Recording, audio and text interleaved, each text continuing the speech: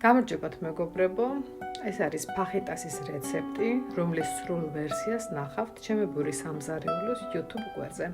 გადადით, მიყევით ვიდეოს და გამოგივათ არაჩვეულებრივი კერძი. ასევე გამოიწერეთ ჩემებური სამზარეულო, რათა ნახოთ უამრავი საინტერესო ვიდეო რეცეპტები. მოიწონეთ და დამიკომენტარეთ.